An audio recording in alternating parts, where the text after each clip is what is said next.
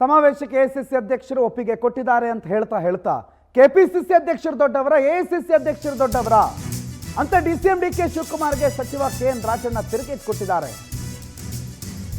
ಯಾರು ದೊಡ್ಡವರು? ಎಐಸಿಸಿ ಅಧ್ಯಕ್ಷರು ದೊಡ್ಡವರ, ಕೆಪಿಸಿಸಿ ಅಧ್ಯಕ್ಷರು ದೊಡ್ಡವರ?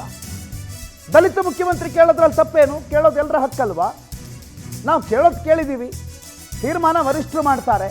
ನಾವು ಯಾರನ್ನ ಕೇಳಬೇಕು ಅವರನ್ನ ಕೇಳಿದ್ದೀವಿ. ಕೆಪಿಸಿಸಿ ಅಧ್ಯಕ್ಷರನ್ನು ನಾನು ಯಾಕೆ ಕೇಳಬೇಕು? ನಾನೇನೇ ಇದ್ರು ಎಐಸಿಸಿ ಅಧ್ಯಕ್ಷರನ್ನು ಮಾತ್ರ ಕೇಳೋದು ಅಂತ ದೆಹಲಿಯಲ್ಲಿ ಸಚಿವ ಕೆಎನ್ ರಾಜಣ್ಣ ಸ್ವಲ್ಪ ಖಾರವಾಗೇ ಮಾತಾಡಿದ್ದಾರೆ.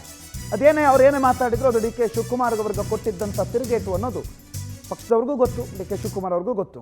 ಏನಂದ್ರು ಡಿ ಕೆ ಶಿವಕುಮಾರ್ ವಿಚಾರದಲ್ಲಿ ಕೇಳಿಸ್ಕೊಳ್ಳಿ. ನೋಡಿ, ದಲಿತರು ಕೇಳೋದ್ರಲ್ಲಿ ತಪ್ಪೇನಿದೆ? ನೋಡಿ, ದಲಿತರು ಕೇಳಬಹುದು, ಇನ್ನೊಬ್ರು ಕೇಳಬಹುದು, ಅಲ್ಪಸಂಖ್ಯಾತರು ಕೇಳಬಹುದು. ಕೇಳೋದ್ರಲ್ಲಿ ತಪ್ಪಿಲ್ಲ. ನಾನು ಈಗಾಗಲೇ ಸ್ಪಷ್ಟ ಮಾಡಿದ್ದೇನೆ, ಕೇಳ್ತಕ್ಕಂಥದ್ದು ಎಲ್ಲರೂ ಕೂಡ ಹಕ್ಕು. ಅಂತಿಮವಾಗಿ ಕೇಂದ್ರದ ನಮ್ಮ ಹೈಕಮಾಂಡ್ನಲ್ಲಿ ಏನು ನಿರ್ಣಯ ಮಾಡ್ತಾರೋ ಆ ನಿರ್ಣಯ ಜಾರಿ ಆಗ್ತದೆ. ಅದಕ್ಕೆ ಎಲ್ಲರೂ ಕೂಡ ಬದ್ಧರಾಗಿರುತ್ತೆ.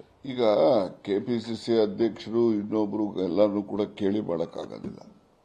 ಕೇಳಬೇಕಾದವ್ರನ್ನ ಕೇಳ್ತೀವಿ. ಕೆಪಿಸಿಸಿ ಅಧ್ಯಕ್ಷರು ದೊಡ್ಡವರು, ಎಐಸಿಸಿ ದೊಡ್ಡವರು. ಅದರಿಂದ ಎಐಸಿಸಿ ಅವ್ರ ಗಮನದಲ್ಲಿದೆ, ತಂದಿದ್ದೀವಿ. ಅವರು ಕೂಡ ಸಕಾರಾತ್ಮಕವಾಗಿ ಇದ್ದಾರೆ ಅಂತಕ್ಕಂಥ ಒಂದು ಸಂತೋಷ ನಮಗಿದೆ.